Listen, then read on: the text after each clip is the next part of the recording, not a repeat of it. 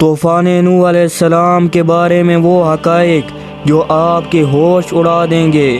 طوفان نوح علیہ السلام یہ محض کوئی قدیم داستان نہیں، یہ ایک ایسا ہولناک اور عظیم الشان واقعہ ہے جس کی گہرائیوں میں اتریں تو عقل دنگ رہ جاتی ہے۔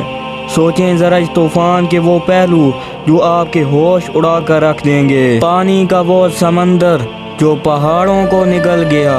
ذرا سوچیں اگر یہ طوفان عالمی تھا تو زمین پر پانی کی کتنی مقدار درکار ہوتی ہے، اتنی کہ بڑے سے بڑے پہاڑ بھی اس کے نیچے غائب ہو جائیں۔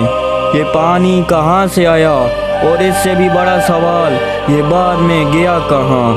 زمین کا ایک مکمل آبی سیارہ بن جانا جس میں صرف ایک کشتی تیر رہی ہو، یہ منظر محض ایک تصور نہیں، ایک ہولناک حقیقت تھا۔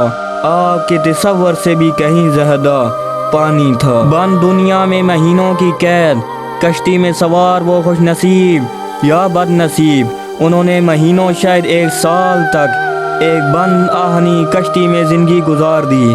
باہر صرف پانی کا شور اور اندر صرف درندے پرندے سب ایک ساتھ۔ کوئی سورج کی روشنی نہیں، کوئی دنیا نظر نہیں آتی۔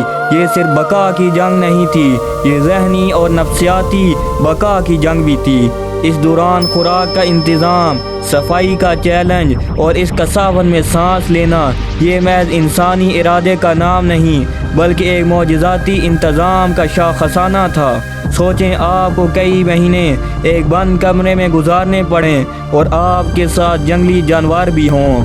کیا آپ نے کبھی سوچا کہ اگر یہ طوفان عالمی تھا اور بارش کے ساتھ زمین سے چشمے بھی ابل پڑے تھے تو سمندروں کا کیا بنا؟ سمندری حیات کا کیا بنا؟ مچھلیاں، شارک، وہ سب جو نمکین پانی کی عادی ہیں، ان پر میٹھے پانی کتنی بڑی مقدار نے کیا قیامت ڈھائی ہوگی؟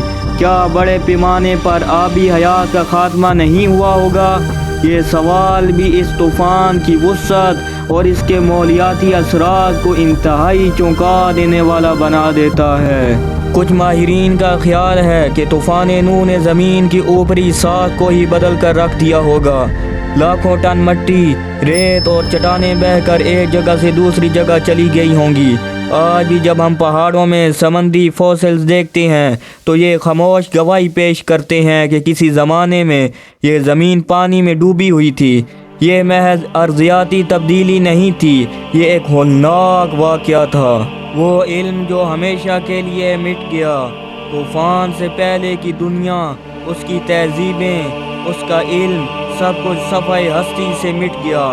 سوچیں وہ کتنی ترقی یافتہ تہذیبیں تھیں، ان کا فن، ان کا علم، ان کی ایجادات سب سمندر کی گہرائیوں میں دفن ہو گئیں۔ ہم آج جو تاریخ پڑھتے ہیں وہ طوفان کے بعد کی ہے۔ یہ ایک ایسا سفر کا نقطہ ہے جس نے انسانی علم کی ایک پوری کتاب کو ہمیشہ کے لیے بند کر دیا۔ یہ ایک تاریخی بلیک ہول ہے۔